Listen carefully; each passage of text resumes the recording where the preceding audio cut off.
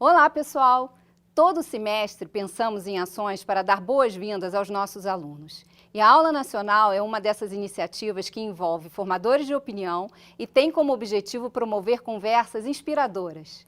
E para abrir o nosso semestre, temos a honra de contar com a presença de um ídolo do nosso futebol, o Zico, que será entrevistado pelo nosso professor Eduardo Parente. Assistam, se inspirem e aproveitem. Esse conteúdo foi preparado para você.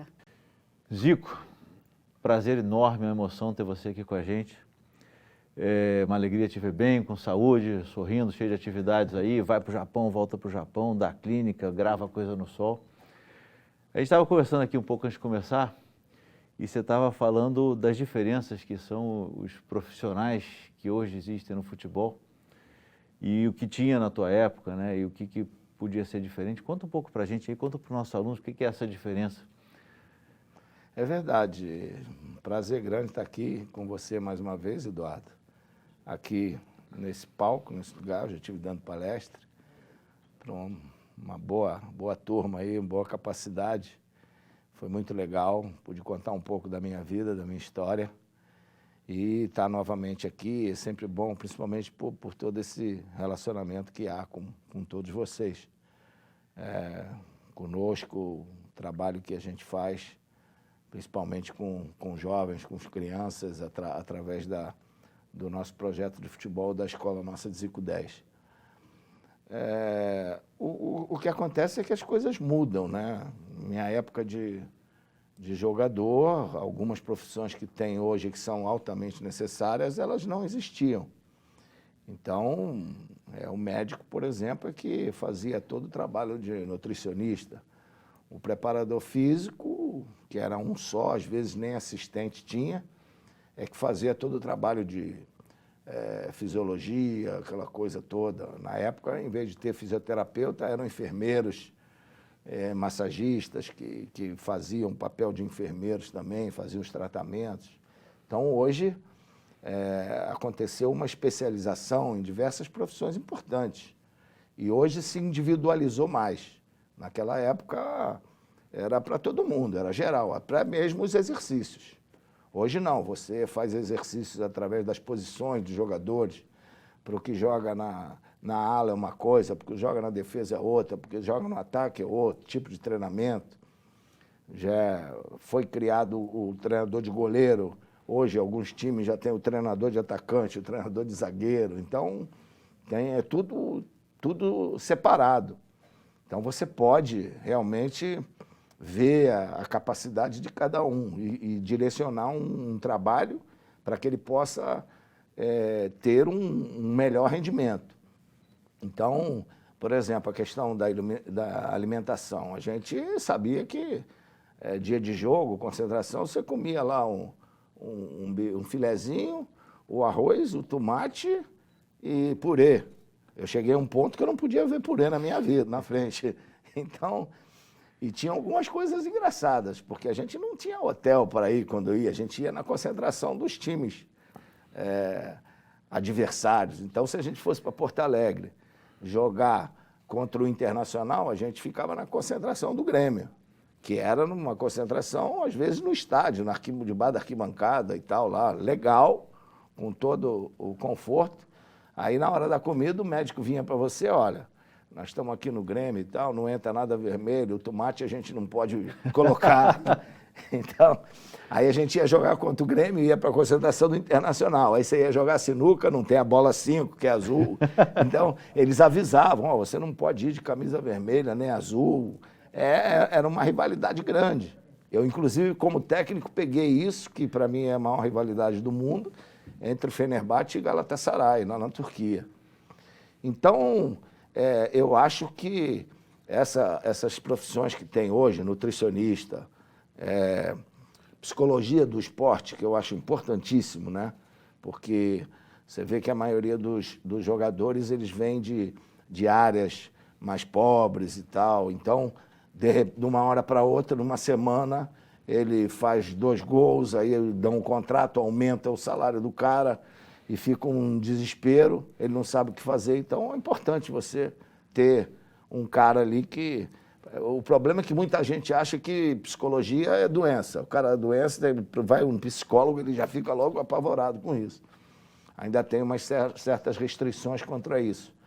Aí você vai, a fisioterapia, que é um modo de recuperação diferente, que o cara fica ali, individualizado, trabalhando só com você, fazendo o que é necessário fazer. A fisiologia, a mesma coisa. Acho importante que essas profissões estejam no esporte, mas precisam saber ser bem colocadas, porque uma coisa é o futebol, o resultado que cada um tem coisas íntimas, coisas pessoais que o jogador gosta e que às vezes fica impossibilitado de fazer. E conta aí, o que é um bom fisioterapeuta? Um bom fisioterapeuta é aquele que tem um conhecimento, né?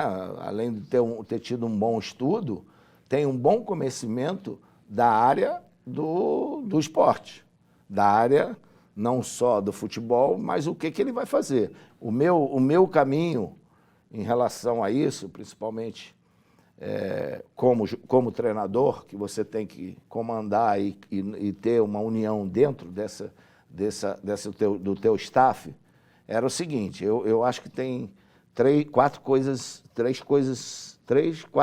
importantes. Primeiro, você machucou, é o diagnóstico do médico, tá?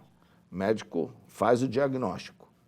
Aí depois vem o tratamento, tá? Que aí é onde entra já o fisioterapeuta. Tá? O médico, olha, tem isso e tal, fez, aí ele vai fazer o tratamento. Aí depois do tratamento, ele vai para o campo com o fisioterapeuta para começar os trabalhos individuais. Então, tudo aquilo que toda a carga, tudo aquilo que você vai enfrentar junto com o grupo, você faz ali, né? Lateralidade, tal, impulsão, força, todos esses trabalhos, você faz ali com o fisioterapeuta. Aí depois, você está tudo bem, está fazendo todos os movimentos, sem nenhum receio e tal, tudo normal. Aí você é encaminhado ao preparador físico para poder o preparador físico colocar você na condição física adequada para poder você entrar junto com o técnico. Então, o que acontece hoje? Muitas vezes, não existe essa passagem aqui, ó, a segunda, que é a preparação individual com o preparador. Tem gente que já manda direto, o cara sai daqui do tratamento, aí pula uma etapa, vai direto lá para o preparador físico. Aí bate lá, pum, volta para o departamento médico. Gerenciar pessoas, gerenciar coisas que mexe com a vaidade das pessoas é muito difícil. Então, a questão da liderança é importante. Então, eu como líder, como técnico e também como jogador, eu sempre dei total liberdade e escolhi pessoas que eu não ia perturbar na área deles. Então, eu não quero saber do preparador. Eu vou dizer, ó, meu time vai jogar assim, você, preparador físico, trata de botar o jogador para fazer esse tipo de função. Ele vai lá e vai fazer essa função. Você bota ele para lá. Ó, alimentação, quer ir, vai comer, precisa disso. Tem peso, hoje tem aquelas coisas todas de medir peso, medir gordura, essas coisas todas. Na minha época eu não tinha nada disso. Então eu podia estar com 12 de gordura que ninguém ia me barrar por causa disso. Não iam nem botar lá aqui. Então hoje não, hoje o nego barra o jogador porque está com um percentual de gordura maior. Então eu acho que essas coisas, eu fico muito preocupado porque você sendo de uma outra época, aí você acaba virando dinossauro e tal. Eu, graças a Deus, não sou dono da verdade e tal, mas tenho minhas convicções. Porque no final, ó, é tua cabeça que roda. Sim.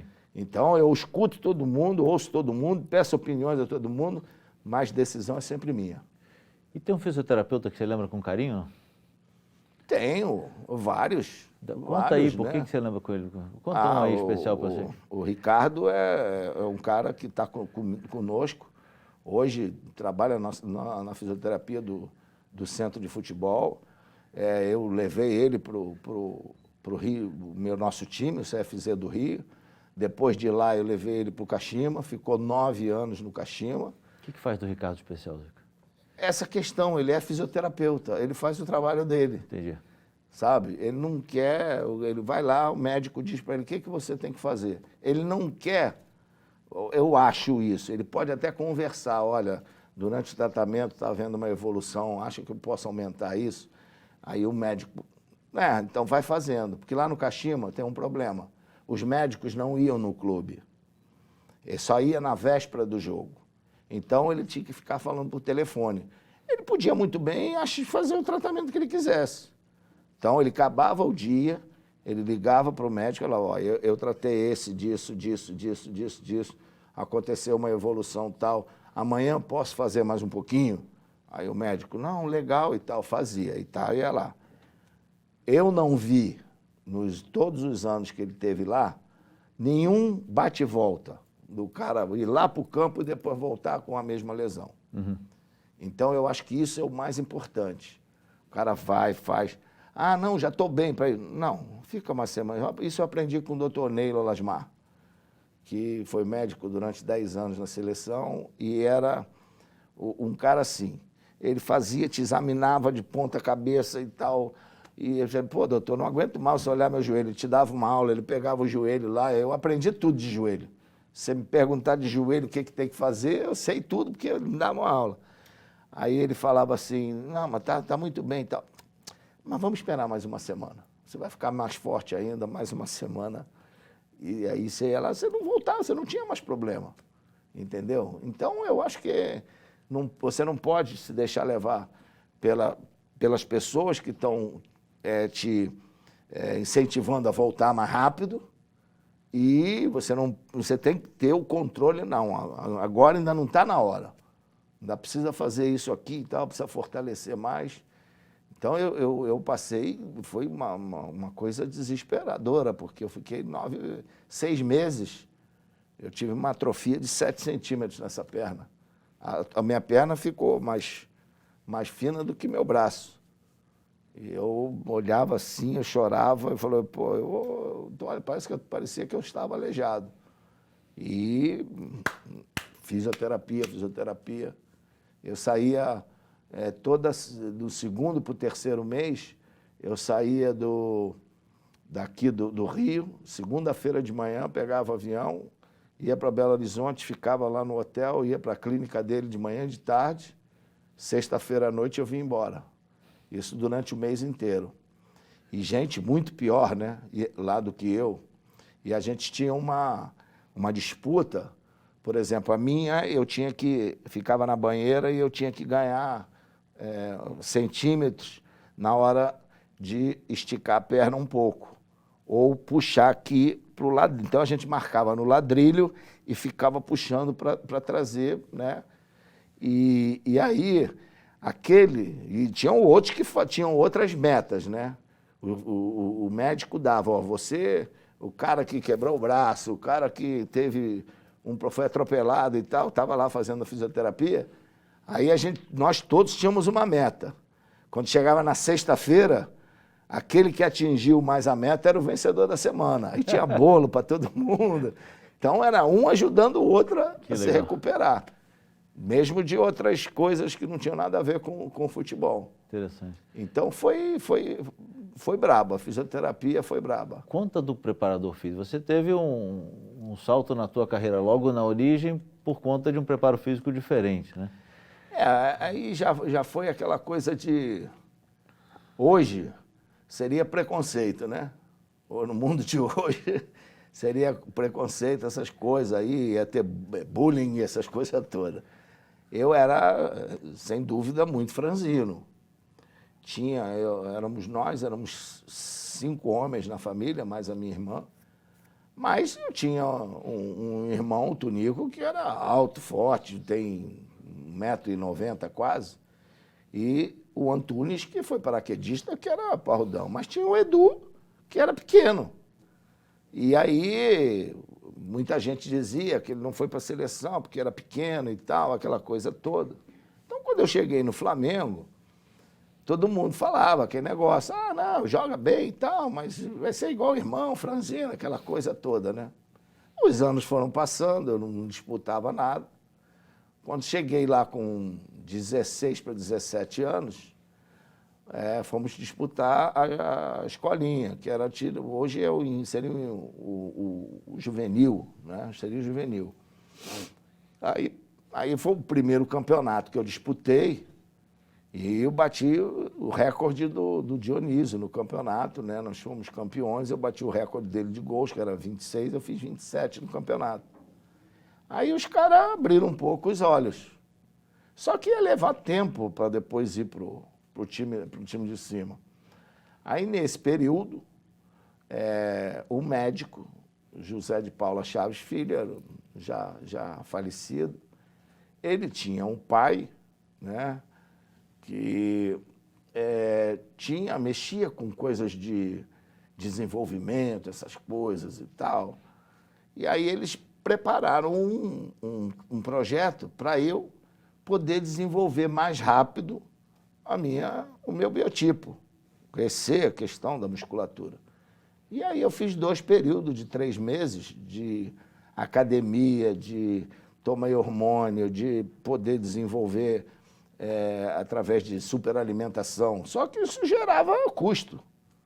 Então eu tinha o preparador físico, Frank Alassi, que fazia o trabalho de academia lá no Leblon. Eu tinha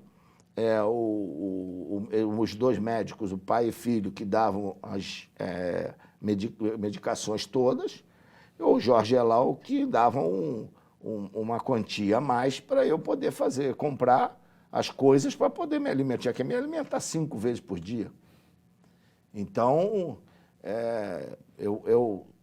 durante 3 dias na semana, eu acordava às 6 horas da manhã, pegava um ônibus e o trem, para 8h30 estar na Gávea, aí depois fazia um treino de 1h30, saía 15 para as 11 da Gávea, ia para o centro da cidade estudava de meio-dia às 5 da tarde, que isso meus pais não abriam mão da gente estudar, e eu passei pela escola pública, que era Rivadavia Correia, uma ótima escola, e às 5, aí eu saía dali, pegava o ônibus de volta para o Leblon, ficava de 7 da noite até 9 da noite, pegava o ônibus de volta para Quintino, chegava lá 10h30, 11 horas da noite. Nossa.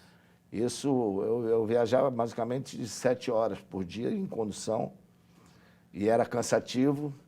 A Sandra, que já era minha namorada, eu não via ela, às vezes eu não dava nem para dar um beijinho, porque ela morava do lado, no muro.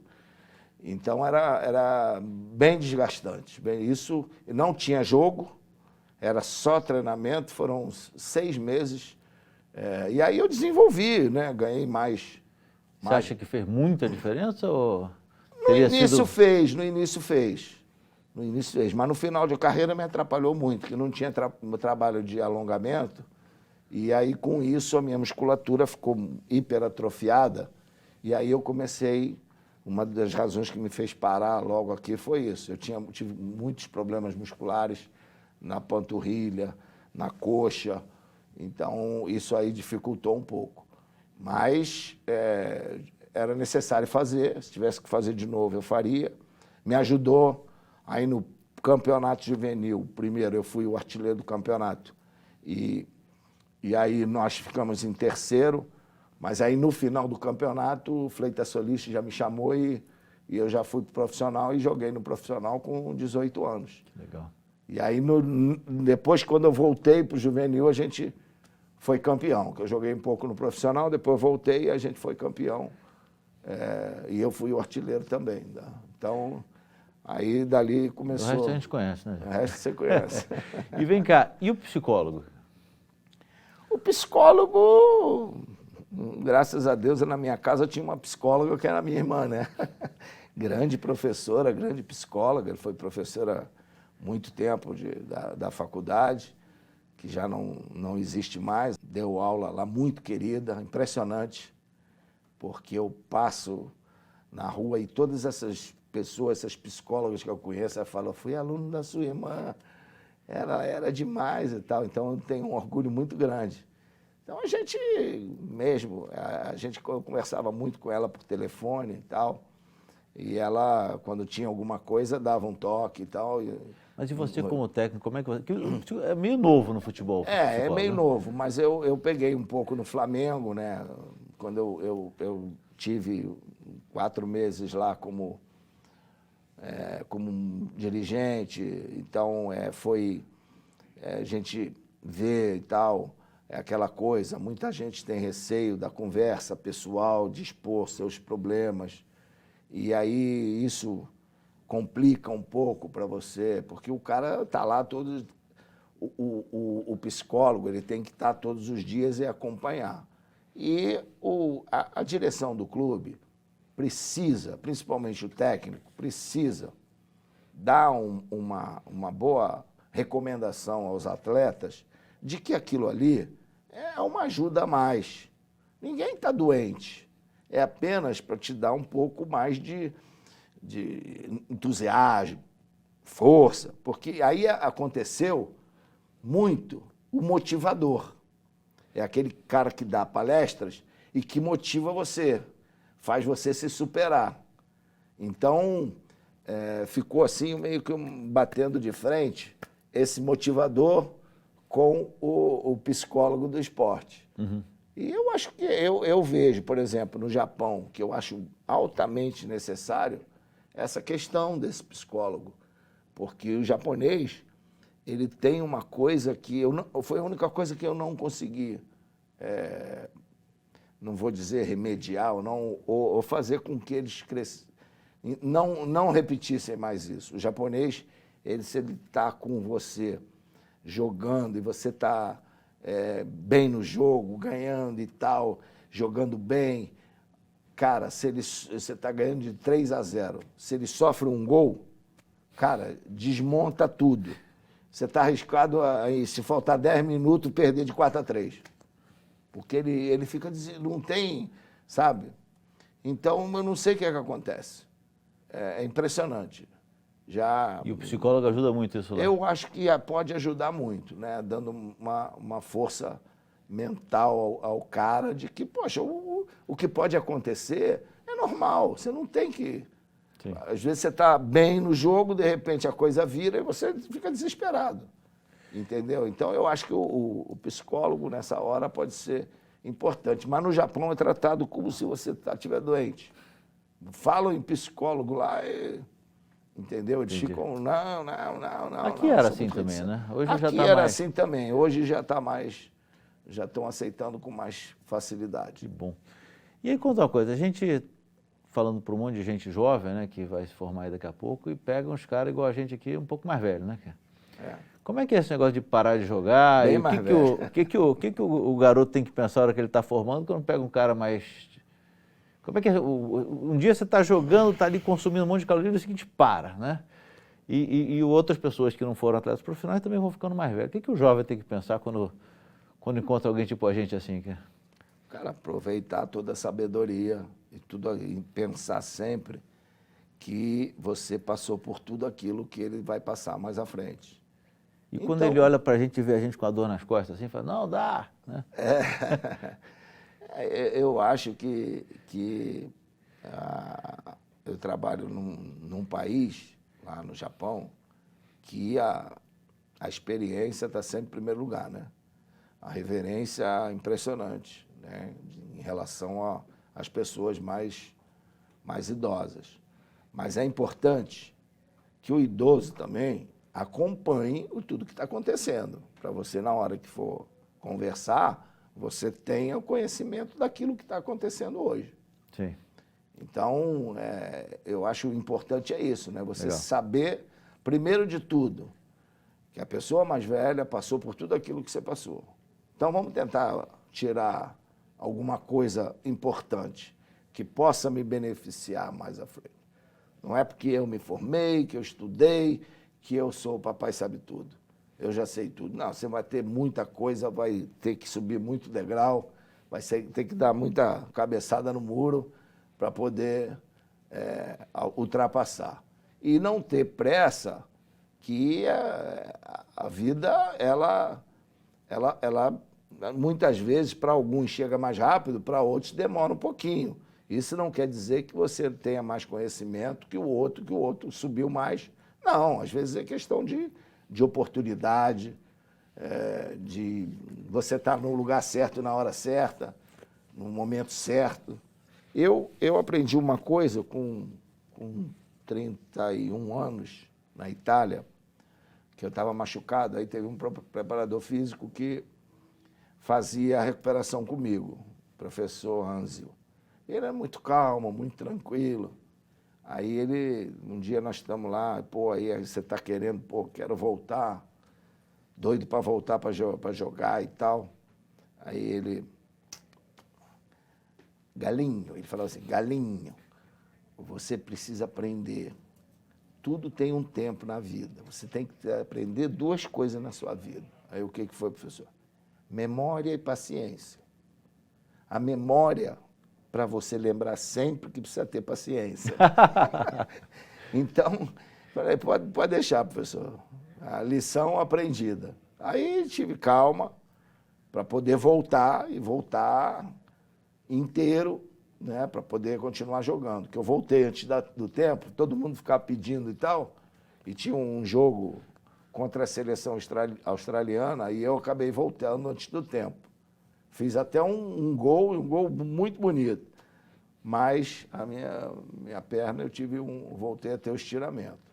Aí eu fiquei baleado, e aí ele, na recuperação, ele não falou nada, eu não disse para você voltar, não falou nada disso. Continuou trabalhando, foi quando ele me falou dessa questão da memória e a paciência. Então conta aqui, Zico, porque você tocava piano, é isso? Tentei. Toquei 1 ano. E você... Quando era garoto. Você leva jeito para as coisas, né, cara? Você podia... A professora dizia que eu tinha mão de pianista. Pois é, mas aí uma hora largou, foi pro futebol. Como é que é a história do foco? Mas o que aconteceu aí? Minha mãe tocava piano. Aí teve 6 filhos. A mulher, a Zezé, não quis saber de piano. Ela foi para a escola dela lá, tal, se formou e não quis nem saber. Meus irmãos, os 3 mais velhos foram para o futebol e tal, ninguém quis. Sobrou eu, né?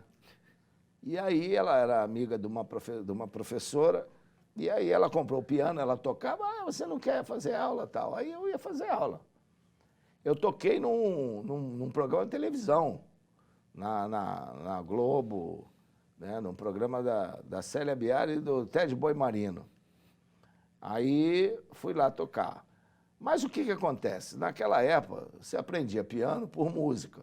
Então, clave de sol, fá, dó, e cara, quando eu tocava com a partitura, ia lá olhando aquele negócio, mas eu não sabia que eu estava tocando. Era, aquelas coisas antigas, né, de valsa. A música que eu toquei na televisão era a Marcha dos Soldadinhos de Chumbo, imagina. Aí eu não sabia, eu olhava lá e não sabia o que estava tocando, nunca tinha escutado aquela música, era só coisas clássicas e tal. Não tinha música da época, então isso aí foi me desestimulando. Aí eu comecei tinha aula de piano nos horários das peladas, aí eu desviava e falava para minha mãe que eu fui para a aula, mas eu fui jogar bola. Voltava imundo e falava assim, precisa ver como é que ficou o piano, né? Aí teve uma hora que eu falei com a professora, eu falei, não dá, eu não consigo e tal. E aí, depois de 1 ano, eu não quis mais saber. Fui jogar futebol, fui para o futebol. Acho que fiz certo, né? Eu sou flamenguista, eu acho. Tem uma frustração grande de não ter seguido, não ter aprendido e tal. E nunca voltou? Nunca voltei. Quando eu estava na Itália, eu comprei um órgão lá e tal, aí na mão direita só dava para fazer as coisas legais. Mas o pior foi com quem eu casei, né? Que foi a Sandra, que estudou 10 anos de piano, tocava, sabia tudo e tal, mas tinha um pai que toda visita que chegava na casa mandava ela tocar piano. E ela ela tem um paviozinho curtinho, não quero mais saber de nada e nunca mais quis. Tem um piano lá em casa, ela nem chega perto. Tem que botar o Thiago para tocar. Aí o Bruno andou na um mão pouco, dele. agora tem um neto lá, o filho do Júnior, do mais velho, que de vez em quando ele está indo lá tocar. E ele toca tá com as duas mãos lá. Pode ser que seja, porque ele não gosta da bola, não quer nem saber de bola. Então, pode ser que a gente tenha aí alguém em casa que possa... Vem cá, então vamos mudar aqui. Tem jogador que aparece e todo mundo fala assim, uau, né? E de repente o cara some. Você vê que tem talento, não sei o quê. O que você tem de traço comum nas pessoas que tiveram muito sucesso na profissão de jogador? Eu acho que é a persistência e também a escolha só dessa profissão, né? Tem muita gente que começa, explode e aí começa a desviar para outras coisas. E aí esquece que o que levou aquilo foi a profissão do atleta. Então... Questão de foco? Questão de você... o futebol é que é importante para mim, entendeu? Então, tem gente que vai para outros lados, aí se cansa, chega lá no auge, fica 2 anos, depois não quer mais saber, não se aplica mais. Porque o que acontece? Quando você se torna conhecido, aí é que você tem que mostrar que você é bom. Porque as dificuldades dos adversários, elas aumentam. Então, você tem que saber que você tem que criar outras coisas. Tá? Eu te dou o exemplo meu no sentido de cobrança de falta. Tá? Você começa a bater falta e, cara, os caras começam a ver como é que você bate. Aí daqui a pouco o nego está criando, armando a barreira de outra maneira, adiantando, criando mais dificuldade. Então você também tem que criar outras alternativas de cobrança. Então, de vez em quando, saíam uns pombos sem asa que ninguém esperava. Batia forte mesmo, às vezes, para pegar na própria barreira. Porque os caras assustar que ele tinha tudo que era jeito. Batia de outra forma para o goleiro. Então, mas isso tudo eu fazia também. Eu chegava lá no treino e fazia. Não é que na hora, se acontecer isso no jogo, eu estou preparado para fazer isso. Então, a carreira do atleta, eu acho que hoje, se eu fosse um jogador começando hoje, um jovem, você tem 2, hoje, na nossa época, eu acho que havia uma variedade de grandes nomes, mas hoje tem 2 aí que estão há 10 anos sendo o melhor do mundo, que é o Messi e o Cristiano Ronaldo. Você não vê nada desses 2, a parte que não seja o futebol.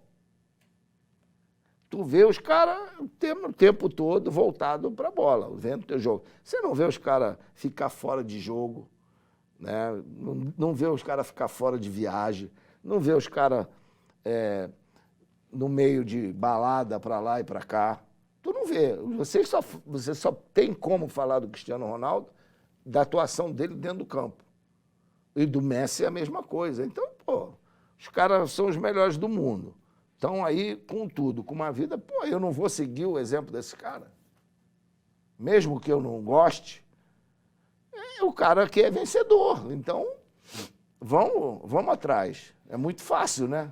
Fala mais do vencedor, que você falou que o japonês toma um gol e ele fica assim. E tem gente que tem um espírito contrário, né? Qual é o típico do vencedor, assim? O vencedor é o cara que acredita no trabalho dele. É o cara que tem potencial e leva isso para dentro do campo. Então, aí, hoje não tem como. Eu vou para dentro do campo, vou ganhar, vou fazer isso, vou fazer aquilo, vou me preparar para isso. Eu sei que o adversário vem com uma flecha, eu vou com 2 para cima dele. Eu sei que eles vão fazer isso para tentar me marcar e eu vou sair para lá, sair para cá. Então, é criar alternativas que são importantes para que o teu desempenho seja melhor do que o outro. Porque capacidade você tem. Se você tem capacidade, cobrança, eu adorava que a torcida me cobrasse, que o treinador ficasse no meu pé ali. Por quê? Porque o cara, quando te deixa de lado, é porque você não tem nada para acrescentar para ele. Agora, se o cara te cobra, eu falava isso, porque eu trabalhei com um treinador como o Tele Santana, que ele é terrível. Ele estava ali no teu pé, perturbando, acerta e tal, levanta a cabeça, chuta direito, olha o goleiro. Você fazia 10 bolas, você fazia 9 gols, uma batia lá na trave, ele, tem que fazer os 10. Aí eu, calma, na próxima acerta. Aí se você dissesse assim, seu Tele, se eu fiz 9, não faz mal, mas não pode perder, eu tenho que fazer os 10. Então, cara, às vezes eles faziam, tinha jogadores que ficavam loucos da vida. Mas eu falava, aqui, cara, é melhor, ele está olhando você. Se ele está falando contigo é porque ele está te olhando. Já pensou se o treinador nem ligasse para você? Então, ele quer o teu melhor. É igual a Portuga do Flamengo. Era assim, eu entrevistei lá no meu canal no YouTube, eu entrevistei diversos jogadores do Flamengo. Tinha jogador que disse, eu não aguentava mais. Aí o cara em cima e tal. Mas o quê? Como é que foi? Qual foi o resultado final deles? Né? Resultado, o talento extraiu o melhor de cada um. O melhor de cada um, que cada um desse o máximo para o time. E, lógico, ia ajudar ele. Mas ia ajudar basicamente o quê? O clube, a entidade. E aos próprios jogadores. Aquele time, quantos jogadores foram citados para ficar na seleção brasileira? Quantos títulos foram ganhos? Cara, é o suor. É o que você tem que se dedicar ao futebol, cara. Então, o Portuga viu que tinha um ouro na mão, ele falou, eu não vou dar esse ouro para os outros, eu vou ficar com ele. E foi o que aconteceu. Então, a gente também tinha um ouro, eu falava, eu sempre digo que a minha liderança não foi só dentro do campo, a minha liderança naquele período do Flamengo foi fora do campo.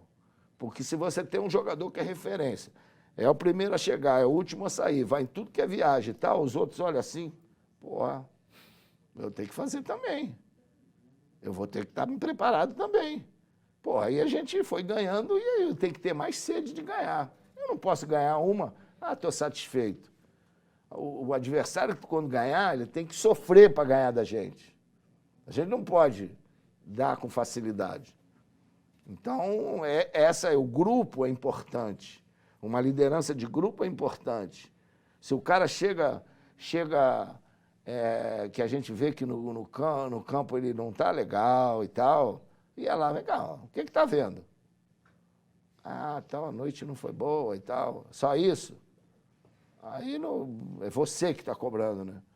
Não, aconteceu isso, então já sabe, né? Amanhã melhora porque a gente não quer isso não. Você é aqui do nosso grupo e tal. Não precisa fazer escândalo, não precisa saber nada, é conversar com o cara. Ajuda, às vezes você está com um problema em casa e tal. Então, cara, é assim que você faz uma união de equipe. E aquele nosso time era muito disso. Para ganhar da gente tinha que suar, porque a gente não dava mole não. Agora, você fazia isso com um exemplo de dentro do time, né? Aí, de repente, você vai para fora das 4 linhas ali e está do lado de fora ali. Como é que é essa mudança e qual é a dica para quem está do lado de fora das 4 linhas ou quem é gerente de uma área grande? Como é que é? É muito mais complicado, né? Muito mais complicado porque você, quando joga, mesmo sendo líder, o mais importante é você cuidar de você. Você está bem preparado física, tecnicamente, emocionalmente, para ir lá jogar e fazer o melhor para o time. Quando você dirige, você tem que fazer os jogadores todos entender isso.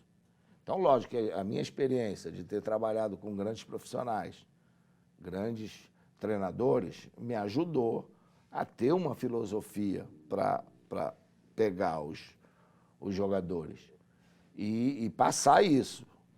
É o tal negócio. Minha maior preocupação, quando eu comecei a ser técnico, é que muitas pessoas que eu dirigia me tinham como ídolo. E aí fica difícil. Algumas ficavam receosas assim, e eu falava, olha, eu não quero que vocês me veem como ídolo, nem como jogador. Eu quero que vocês me veem como técnico. Isso vai me ajudar. O que eu estou transmitindo para vocês, o que eu estou passando para vocês, é bom para o time. Então, a minha preocupação é essa. Você imagina você dirigir um cara que dá todas as declarações, um dos maiores jogadores do futebol brasileiro, foi o Alex. Eu dirigi no Fenerbahçe e, de repente, o cara, eu era o ídolo dele e tal.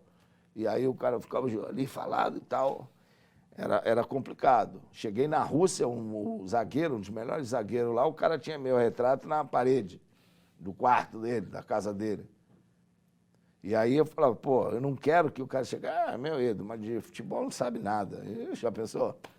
Então, aí é o tal negócio. O cara que é o técnico, que hoje o técnico faz tudo, você tem que dar um direcionamento para também dar uma autonomia para as pessoas que estão do seu lado. Porque o cara vai fazer o trabalho dele, o outro vai fazer o trabalho dele. Então, a decisão final sempre vai ser minha. Mas cada um vai ter a sua liberdade para trabalhar daquilo que conhece. Então, eu não sou treinador de goleiro, vou ter que falar com o treinador de goleiro, ó, o trabalho é esse. Ele vai jogar assim, assim, quero que ele faça isso, ele vai lá. Eu vou ver, eu vejo quem está melhor, vai treinar comigo para ver, então eu vou escalar. Não precisa o treinador de goleiro me dizer qual que está melhor. Ele treina comigo, eu vou ver ali. Então, é muito disso, é muito de saber gerenciar equipe, vestiário, não é mostrar que nem todo mundo precisa ser amigo de todo mundo. Muita gente acha que num time todo mundo tem que ser amigo. No nosso tinha nego que não se falavam. Mas na hora que ia para dentro do campo, o bicho pegava todo a favor.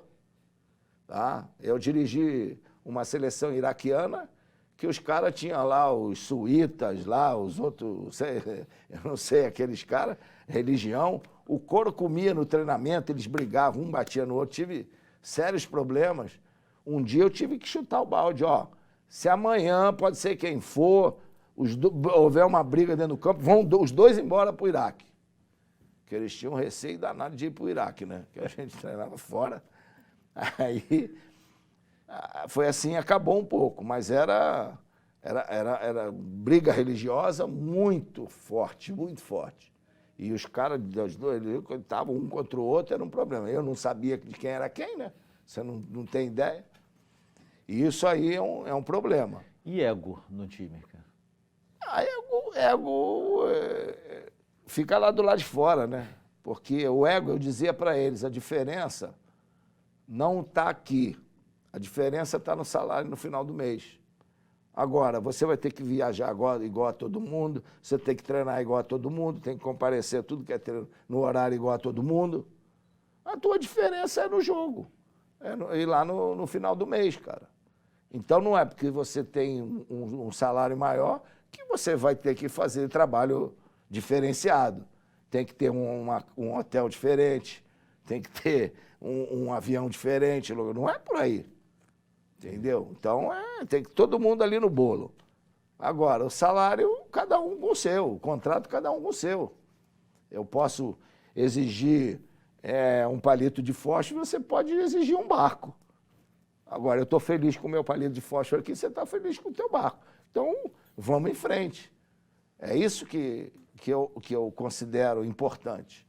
Os salários hoje são diferentes, né? E a exposição hoje é diferente, né? Como é que você vê essa evolução do marketing esportivo e não esportivo aí nos últimos anos aí? E quais são as 2, 3 coisas que você acha que o jovem que está se formando tem que ter na cabeça para ter sucesso na profissão aí? Bom, o marketing é exposição, né? Eu acho que você tem que... É o toma lá da cá, né? Então, você expõe a marca e aí você vai ter o benefício por esse resultado. Eu não, praticamente, na minha época, não tinha todos esses departamentos, essa coisa toda de que você, por exemplo, o clube Flamengo, na nossa época, não podia ter publicidade na camisa. Isso aí aconteceu em 84, quando o CND, o Conselho Nacional de Esportes, liberou a publicidade na camisa. E eu estava voltando, quando eu voltei da Itália em 85, é que eu joguei a primeira vez no Flamengo com a publicidade. Então, é altamente importante. Hoje os recursos dos clubes não são praticamente da arrecadação ou de amistosos. A gente recebia nossos salários através da renda e através dos jogos amistosos, que o Flamengo pedia uma cota e eles pagavam e isso ajudava.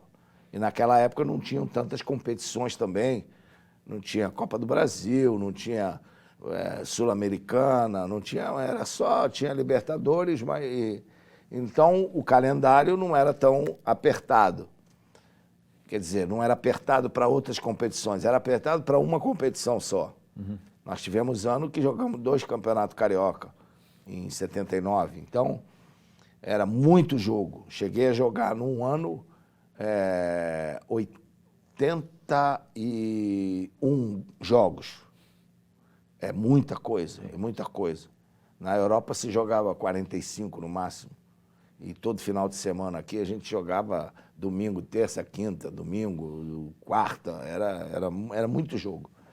Então, hoje você tem a marca na camisa, que são 3 patrocinadores, se não me engano, que você pode usar. Você pode usar, acho que no calção também, a marca.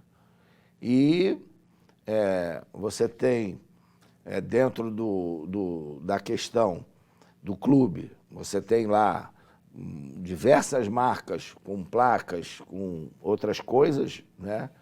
Então, a arrecadação do clube, direitos de televisão, que é um absurdo.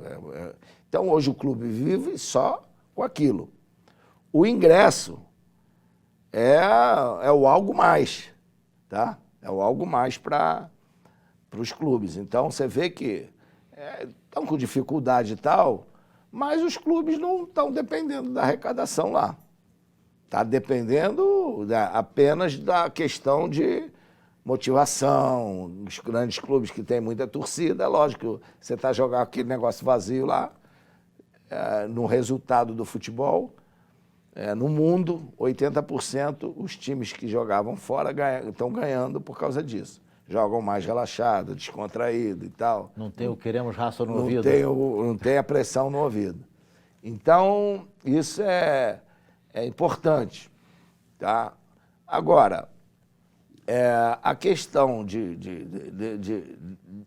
hoje, quer dizer, você hoje tem televisão, você tem a TV a cabo, você tem internet, FIFA, o jogo, né? O jogo joguinho, games e tal. Então, você hoje tem exposição, um trabalho bem feito, você tem uma área muito grande, né? Que pode ser bem utilizado. E você tem hoje a marca Zico, né? Você tem outra. Então, você lida com... Quem que é o bom cara de marketing para você hoje? Que você fala assim, esse cara vai vir para o meu time aqui. O bom cara de marketing é aquele que apresenta projetos que são viáveis e rentáveis, né? Então, eu acho que é saber aproveitar o momento. Marketing também tem muito de momento. Você falou do Cristiano Ronaldo e do Messi, né? Que eles têm uma atitude exemplar, né? Isso faz parte do marketing deles? Ou... Pode até fazer. Mas o fato é que tem. Né? Mas o fato é que eu acho que eles se beneficiam muito, talvez, pela forma como eles se comportam em relação às empresas, né? Porque você tem compromissos com a empresa, não é que eles façam a vida deles em função disso. Eu já vi muita gente que fora é um e na imagem é outra.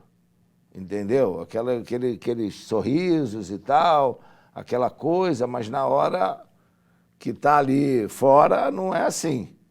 Não conduz assim.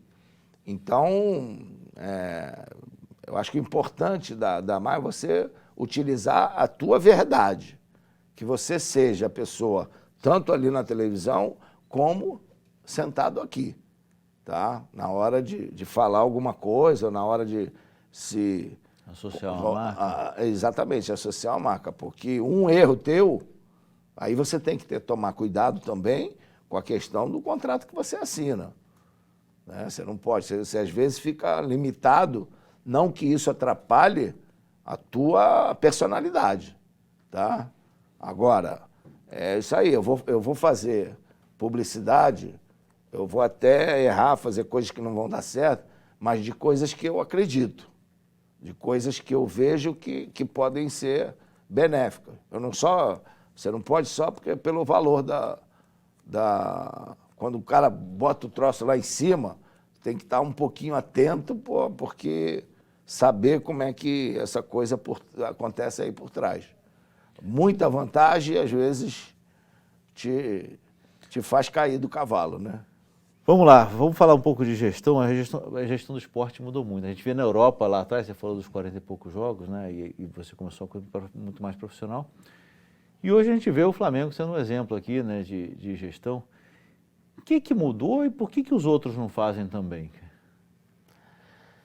Eu acho que o Flamengo soube aproveitar um pouco a marca dele, o potencial dele.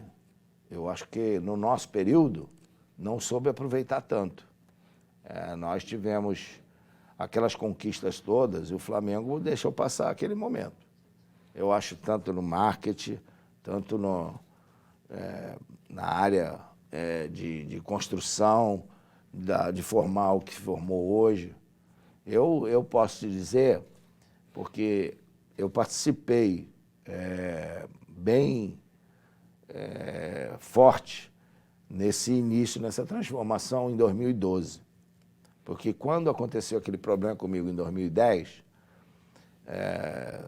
3 pessoas desse grupo ficaram muito chateadas e chocadas, porque era um Flamengo de arquibancada e tal, e se reuniram comigo, né? Um é o Flávio Godinho e o outro é o Landim, atual presidente. E me chamaram que queriam ajudar e tal. E aí, na época, estava o BAP, que era o presidente da Sky, e aí veio o Gustavo, que é hoje também da parte de marketing, veio o Landim, o Landim não, o Valim, que era para ser o presidente, e tinha um que era de São Paulo, se eu não me engano, ele tinha alguma coisa a ver com cartões de crédito, alguma coisa. Eu sei que eram 7 pessoas. Nos reunimos algumas vezes antes para eles montarem aquela chapa azul. E me chamava, eu participava das reuniões, quais os projetos dele, eu pedi 2 coisas a eles, 2.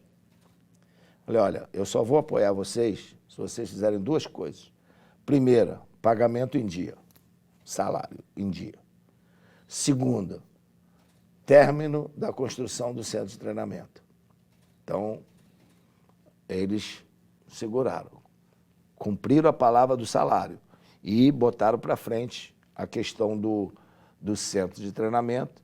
E aí, quando houve a eleição, eles, na última reunião que eu participei, eles sabiam que o Valim não podia, porque o Valim tinha uma questão, na época que venderam o Bebeto para o Vasco, ele parou de pagar o negócio de sócio dele lá. Então, por isso, ele não tinha ali, acho que 3 anos e meio de contribuição para ser presidente. Então, eles colocaram o Bandeira, indicação do próprio Valim. Mas eu não participei de nenhuma reunião que tivesse o Bandeira. O Bandeira foi o plano B, que pegou todo mundo de surpresa, porque só quem conhecia ele era o Valim. Trabalhava com ele no BNDES. E o Bandeira botou para frente o trabalho dele. Mas a cadeira do presidente, é uma cadeira que você que toma as decisões, o regime é presidencialista. E aí, com o passar do tempo, parece que as coisas foram bem na parte financeira, o projeto que eles queriam de sanear as dívidas e crescer, a coisa foi. Tá?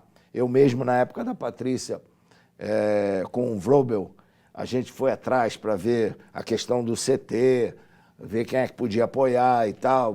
Várias campanhas foram feitas. E o Vrobel foi, se o CT existe hoje, esse cara foi um dos grandes responsáveis. Aí, o que aconteceu? É normal, tinha reunião toda segunda-feira.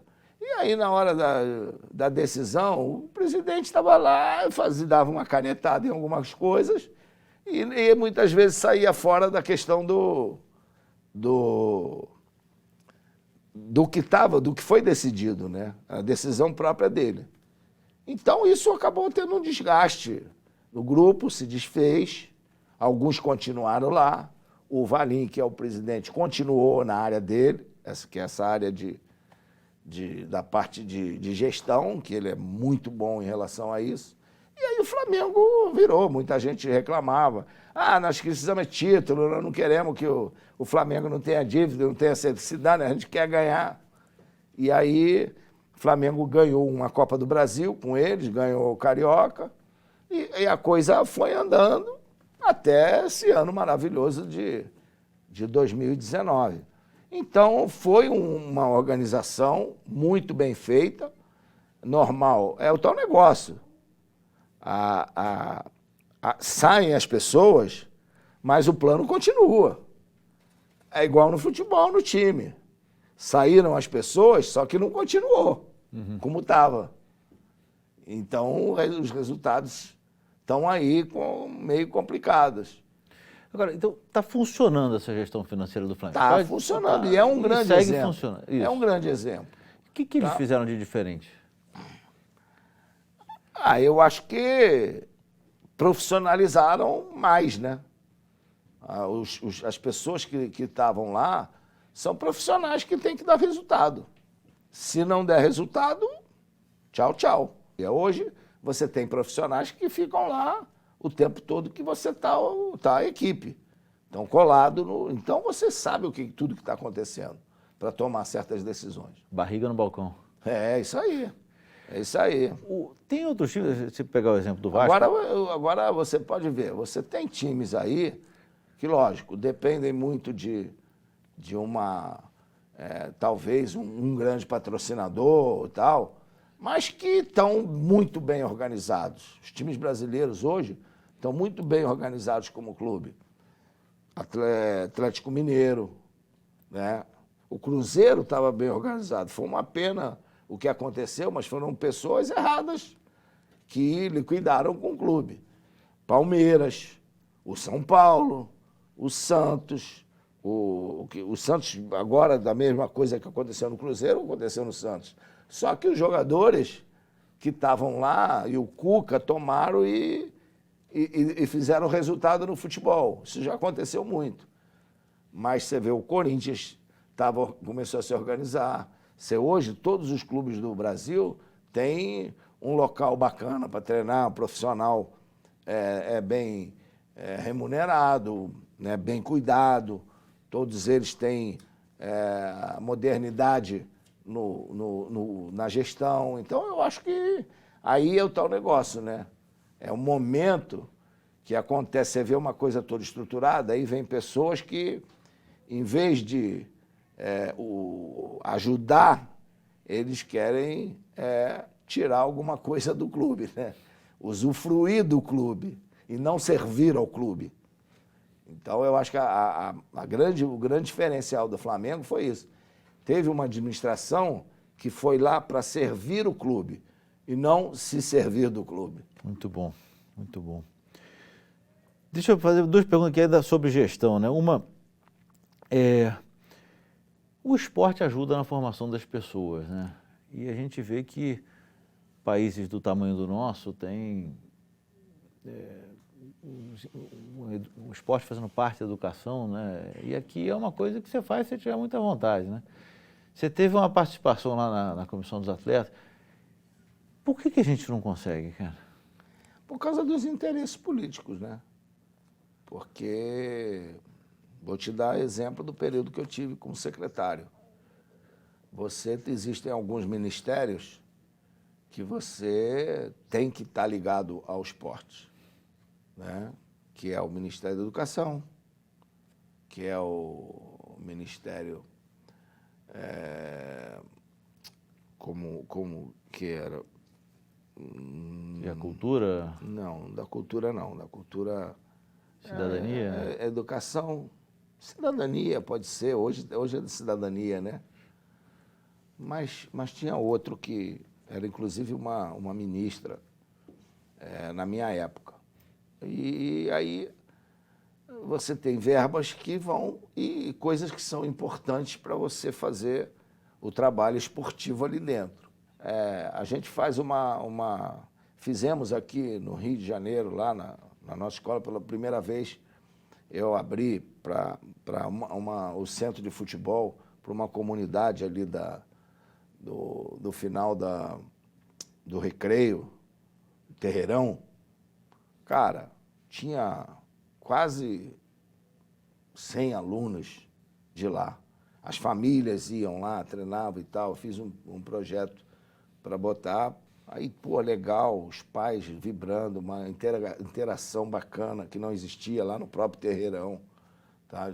Aí diminui aquela coisa de coisas erradas, aí ficam voltadas, os pais iam, os garotos felizes da vida. Fiquei algum tempo fazendo, mas hoje com o Thiago, que é o presidente da escola, eu falei para ele, eu não quero mais trabalhar com nada que tenha governo, porque só deu dor de cabeça, só dá trabalho. Porque você tem aqueles 3 anos ali, 4, não sei, a coisa funciona bem e de uma hora para outra o nego corta tudo, apaga tudo, não quer saber e a coisa não funciona. Então vamos menor, de uma forma com o particular e vamos trabalhar para poder aumentar isso. E graças a Deus está indo muito bem, a gente está numa linha aí, já estamos, eu acho que se não me engano, com 12 a 13 núcleos dentro do próprio Rio de Janeiro, Espírito Santo, outros lugares. Então, a gente estava no Brasil inteiro, estávamos com quase 40 mil, mas tudo que dependia muito das prefeituras. Se o cara mudava prefeito, acabava o projeto. Eles não visam a importância de formação, garotos que saíram, não para o futebol, saíram para a faculdade, se formaram em outras, porque o nosso projeto é um projeto de cidadania. A gente vai ali, através do futebol. Futebol é um esporte coletivo, futebol é um esporte que disciplina, é um esporte que todo mundo pode jogar, o negro, o branco, o amarelo, o magro, o alto, até o obeso. Então, o cara que é religioso, o que não é, cara, todo mundo joga. Então, a gente organiza, orienta, olha, a filosofia é essa. Você tem que sair daqui com um direcionamento para qualquer outra profissão. Porque quem tem que fazer jogador de futebol são os clubes, não somos nós. Nós temos que dar uma orientação para quando ele for lá, porra, legal, a escola me fez aprender isso. Esse é o nosso objetivo. Muito bom. Vamos falar o último capítulo aqui, justamente sobre a educação, né? Assim, a gente nota, hoje você tem muito mais gente estudando no Brasil do que você tinha há 10 anos atrás, há 20 anos atrás, 30 anos atrás.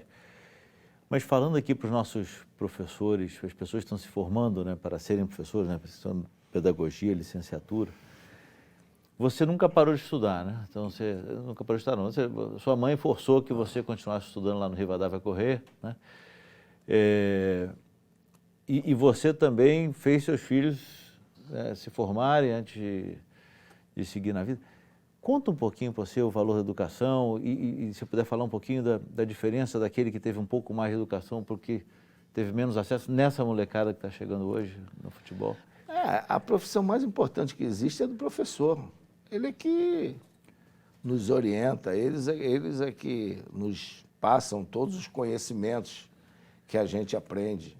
Então, sabe, o professor tem que ser sempre valorizado, sempre respeitado e procurar sempre estar em dia com aquilo que ele vai transmitir.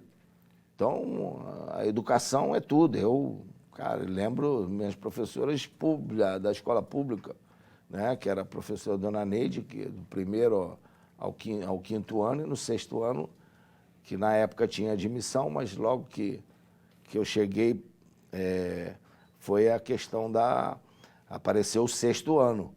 E aí eu tive que mudar de escola e veio a professora Nileda que me preparou para que eu pudesse fazer a prova para o ginasial. Ginasial hoje eu acho que é fundamental, não sei, do sexto ano do sétimo até o... Fundamental 2. Então antes era primário, ginasial e científico. Só que entre o ginasial, o primário e o ginasial, você tinha ali a admissão, que era muito difícil sair do primário e passar para o ginasial. Então você tinha que fazer a admissão e aí veio o sexto ano. Já peguei o sexto ano. Então, quando eu fiz a prova, eu passei para 2 colégios importantes no Rio. Eu passei para o Pedro II, que o meu irmão Nando estudou lá, e o Antunes, que foi professor, e para o Rivadavia. Só que eu via o sufoco que era para o meu irmão Antunes lá no Pedro II. E o Nando tinha estudado no Rivadavia. E o Antunes jogando futebol, a dificuldade, era muito puxado o colégio Pedro II ali no centro. E aí eu passei pro Rivadavia e eu falei com meu pai, pai, eu prefiro ficar no Rivadavia porque eu estou no Flamengo, eu vi o que o meu irmão passou, então eu acho que aqui dá mais para ter mais tranquilidade. Então eu treinava de manhã e saía direto para a escola. E fiz o Rivadavia. Fez diferença na tua carreira você ter continuado a estudar?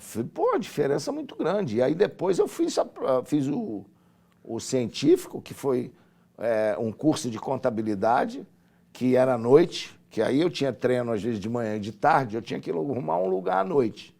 E era difícil ter científico à noite. Aí eu fui fazer o curso de contabilidade de um grande torcedor do América, que tinha a escola Santos Dumont ali em Vila Isabel, e muitos atletas estudavam ali à noite por causa disso. E eu era um deles. E aí me formei ali, me preparei. Agora, o que eu aprendi mais na questão do conhecimento e da própria educação foi na faculdade, na Castelo Branco. Eu estudava, às vezes, de concentração, o Flamengo, eu jogava na quarta-feira, terça-feira eu ia para a faculdade. Então, o Flamengo, numa boa, nunca me impediu de nada. E nem eu, nem os outros. Muitos jogadores se formaram lá na Castelo Branco. Adílio, o Carpegiani, o Edu, meu irmão, muita gente. Então, eu aprendi muito. Aprendi sobre atletismo, aprendi sobre ginástica, aprendi sobre rítmica. Tinha que dançar lá com aquela malhazinha apertadinha. Tinha... que mais? Deixa eu voltar na Dona Neide. Como é que chamava? Dona Neide, como é que chamava a outra? Anileda. Anileda. O que você lembra delas? Do segmento da educação que eu recebia em casa. Aham. Entendeu? Além do conhecimento das matérias, e a Dona Neide me adorava. E olha a coincidência. Ela, a diretora, a Dona Maria Luísa, era irmã dela, e era irmã do cara que foi meu procurador. Ele era procurador do Edu, e depois do Antunes, depois do Edu, e foi quem abriu as portas do futebol para a família. Primeiro o Antunes, depois o Edu e depois eu, que era o João Batista. E o Antunes, quando foi para o Fluminense, ele ficou 2 meses sem meu pai saber. Aí ele foi com o João, conversou, aí eu falou, vou continuar estudando, pode deixar que eu vou me formar. E aí ele cumpriu a promessa. Então, a porteira abriu para o Edu e para mim. Então, mas a gente sabia isso do meu pai, que ele queria. O orgulho dele foi muito grande na questão do completar os estudos. Deixa eu insistir. E eu, quando era no Rivadavia, eu estudava por 5 horas, ele saía da alfaiataria, eu ia para casa com ele. Então, a educação lá do primário, sabe, era um negócio assim que é inesquecível, né? Comportamento. Por quê, cara? O que ela era especial, cara? Por causa disso, porque ela te dava orientação como se fosse uma mãe. Não era só a professora. Ela te dava todas as situações do que você pode e o que você não pode fazer. Mas de uma forma carinhosa, de uma forma agradável, daquela coisa da mãezona que abraçava tudo que é aluno. Como é que você vê o papel família e escola? Escola mesmo, não estou falando Eu faculdade. acho que hoje não existe tanto isso. Eu já visitei algumas escolas e é meio complicado. Porque os professores estão muito atarefados. Uhum. O professor, ele sai correndo de uma escola para ir para outra, Às vezes dá aula em 3 escolas. E a educação, para mim, é o mais importante que tem. Eu trabalho num país que é impressionante a questão da educação. E por isso que lá no Japão, eu estava lá agora, ninguém falava nada em vacina. O número de mortes lá é uma coisa... Por quê? Porque há uma obediência, há uma pessoa só que manda. Você chega lá, o primeiro-ministro fala, ó, é isso aqui e tal, e todo mundo. A gente no clube, eu moro em Kashima, que é uma cidade pequena, e é controlado o dia inteiro. Você tem questionário que responder todo dia, você chega no clube e tem lá a tua temperatura, você sabe que não pode ir num restaurante ter mais de 4 pessoas na mesa, todo lugar você limpa as mãos lá com álcool gel, se quer ir no shopping e tal, vai com a máscara, o restaurante tem um horário para fechar, sair de casa, não pode receber ninguém em casa, é um negócio que fica todo mundo ali, é assim, vamos dizer assim, se der errado, o primeiro-ministro pode até se suicidar, mas o responsável é ele. Aqui um fala lá, outro fala de cá, outro fala de cá, tu escolhe aquele que você acha que é o mais sensato para você. Aí você escolhe. Entendeu? Então é um problema o quê? Da educação. É lógico, isso aí é óbvio. Então aqui é um problema que a gente, se eu fosse um presidente da República, a primeira coisa vamos embora, educação, tudo isso aqui vai ser assim, assim, assim, assim, assim. Bota lá os professores para trabalhar com conhecimento, vão ser bem pagos e vamos à luta, vamos modificar esse país. Muito bom, cara. Deixa eu te fazer uma última aqui. Você se adaptou a um monte de lugares, de pessoas diferentes, né? Clubes diferentes, foi para a Itália, depois foi para o Japão, foi abraçado Tive no bons Japão. intérpretes. Pois é, como é que foi essa adaptação a tantos lugares? O que é importante se adaptar a situações diferentes assim? Primeira coisa é lembrar sempre, por mais conhecido, famoso que eu seja, eu sou estrangeiro. Eu tenho que viver a vida deles. É lógico, quando eu fui para o Japão, eu fui para ensinar futebol. Então é diferente, você tem que ensinar, aí você tem que mexer um pouco com a cultura deles. A cultura é assim, mas a cultura do futebol é outra. Vocês me trouxeram o quê? Para cá. Para desenvolver, então a gente tem que ser maleável, tem que saber que algumas coisas da cultura de vocês atrapalham no futebol. Então vocês querem aprender? Assim é isso. Tá? Não estou acabando com a cultura do Japão, mas em alguns pontos são importantíssimos para o futebol. Uma delas, vou te passar aqui, quando a gente é treinador, começa a mexer em tudo e quer explicar a jogada. Então, tinha um ponta-direita, eu falei para ele, quando você chegar aqui na linha de fundo, vai ter o centroavante aqui mais perto do gol, vai ter um lá no outro pau e vai ter eu aqui atrás, tá? Isso porque você tem aqui, esse aqui que está mais perto do gol, se ele estiver melhor colocado, você pode dar a bola para ele que ele vai fazer o gol, né? Lógico. Se não tiver, você pode escolher esse. Então, quem tiver melhor colocado, na hora que você olhar, você dá a bola. Aí ele virava assim. Não, para quem que eu tenho que dar a bola? Para quem que tá da bola? Dá a bola ali para qualquer um, cara, o que está melhor. Não precisa escolher esse. Vou dizer esse aqui, aí tem 2 caras marcando, esse está livre, você vai dar a bola para ele? Não pode. Tem que dar porque está livre. Mas se eu errar, Se errar, errou. Na próxima, vamos tentar de novo. Não vai acontecer nada comigo? Não. Por que isso? Porque na escola, se você errar, leva-lhe um tabefe. Leva-lhe, aí o cara tira, bota o cara, é outro. Então era assim a educação lá. Tá? A educação é ótima, é boa, mas tem alguns pontos que são problemáticos. Então, eu falei, não tem problema, não tenha medo que não vai acontecer nada, você não vai sair do time. Você pode chutar, errar 9 passes, na 10ª, se acertar, a gente vai ganhar de 1-0. Não tem problema. Não é o que o Tele falava pra você, né? Não, não era, mas podia errar. Podia errar. Ele não reclamava. O Tele tinha uma coisa. Você tentou fazer a coisa certa que tinha que fazer e errou, não tem problema. O que não pode é você não fazer a coisa certa. Então eu fui acostumando isso. A eles terem um pouquinho mais de criatividade, de iniciativa, e que não ia acontecer nada.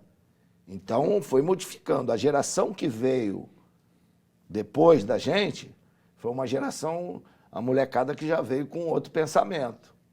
Então já foi fazendo outras coisas. E assim o futebol foi desenvolvendo. Então, tem coisas que são, cada cultura é uma coisa. Tá? Tem uns que tentam se aproveitar de uma coisa. No Iraque, por exemplo, eu cheguei lá 5 dias antes das eliminatórias e na época do Ramadã, né? Que é a época que o pessoal só come depois que escurece. Aí veio o primeiro treino, a gente tinha que treinar, eu tinha que conhecer os jogadores, muito quente. Eu botei o treino era 4, 5 horas, eu acho, mas era quente. Aí, na hora do almoço, quando eu cheguei para almoçar, só tinha uma mesa com 8 jogadores lá. Aí cadê? Eu chamei o intérprete e falei, cadê o time?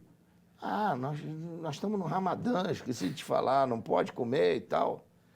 Aí eu falei, tá bom, legal, tudo bem. Vai ser difícil, né, treinar, porque os caras não comem nada, como é que vai ser para treinar? Eu falei, mas eles estão acostumados a isso e tal. Aí tá bom. Aí fomos para o treino, fizemos lá o aquecimento e o primeiro treino era um treino, mesmo tendo a bola, mas é um treino muito forte, que era de fazer pressão e tal. Era 8 contra 8, 9 contra 9, e o Moraci é um aquecimento, mas é um aquecimento de um treino forçado. 6 minutos, eram 3 etapas de 6 minutos, mas muito intenso, num espaço pequeno. E tal, os caras lá e tal. Quando começou um pouco o segundo tempo, o capitão passou do meu lado e falou assim, olha, os caras estão reclamando aí que está muito intenso, ninguém se alimentou e tal. Aí eu chamei o Moraci, eu falei, termina essa e libera o pessoal que não comeu.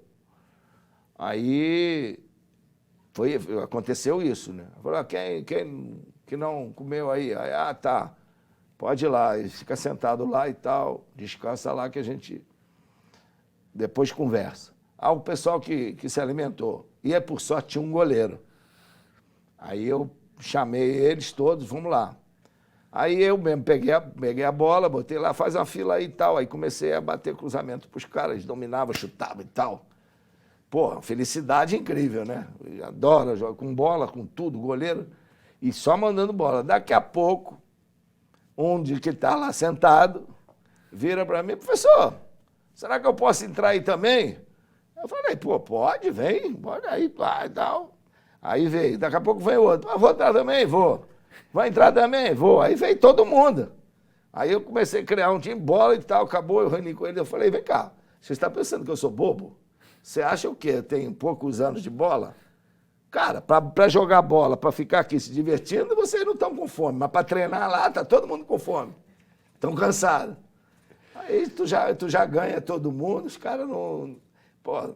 tem que saber com quem mexe, muito né? Bom. Então, o futebol tem muito disso, né? Assim que acontece esses lados, se você não tiver um pouco de sensibilidade, você acaba se perdendo.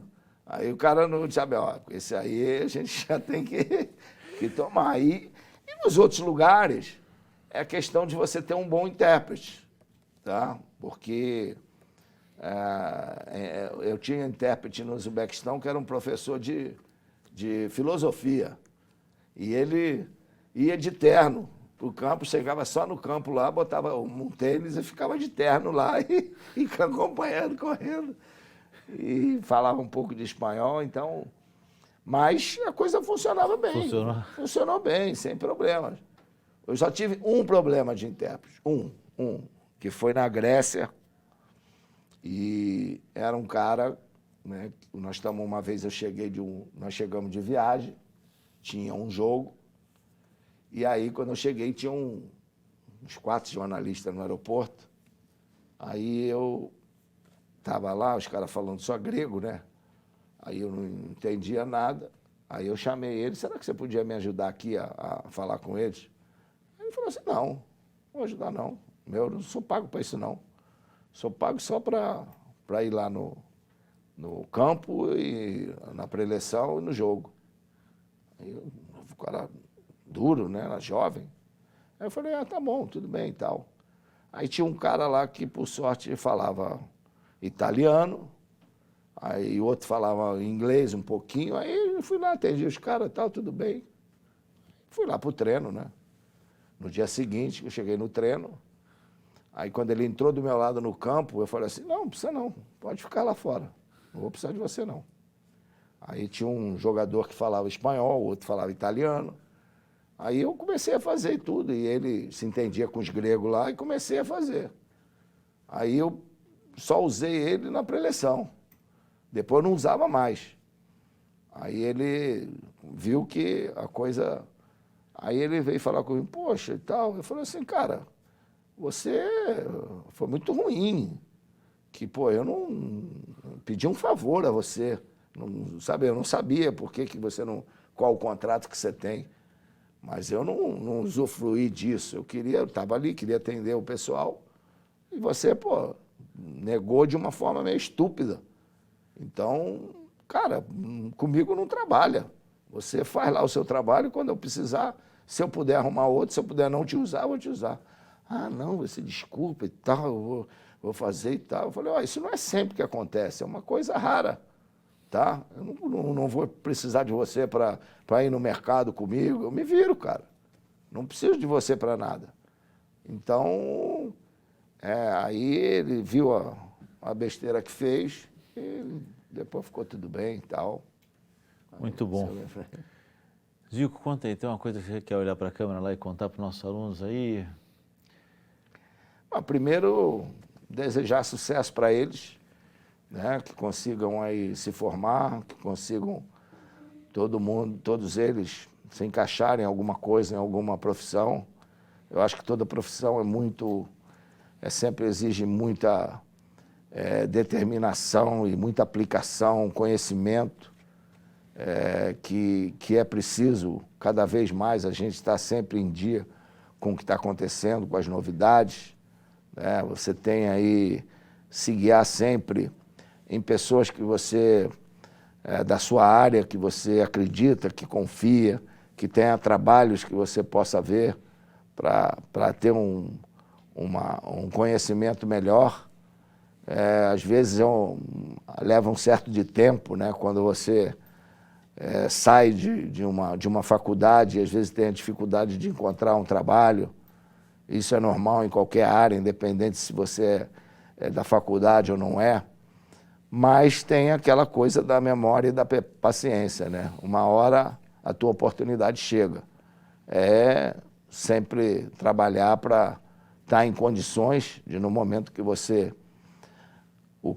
trem passar, você está bem preparado para pegar esse trem. Porque depois que você pega o trem, é difícil sair da linha. Então, eu só desejo muito sucesso, parabenizo aí a todos vocês pelo trabalho que é feito aqui, porque é uma oportunidade grande que é dada a muita gente em diversas áreas, e eu acho que as pessoas que têm essa chance de estar em locais como esse, de saber aproveitar, saber se beneficiar desse aprendizado. Eu posso dizer que, na minha vida, todo o aprendizado que eu tive de escolas, de faculdades, eu carrego comigo até hoje, e são importantes no meu modo de tratar as pessoas, no meu modo de encarar esse mundo de hoje, no meu modo de ver tudo aquilo que eu aprendi, poder passar para as pessoas, porque amanhã a gente vai lá para o céu, tem o nosso dia, e eu quero deixar tudo aquilo que eu aprendi para todas as pessoas que possam se beneficiar com isso. Muito bom. Muito obrigado, Zico. Um prazer aí. Nada, foi Vamos aqui, ó. legal. Obrigado.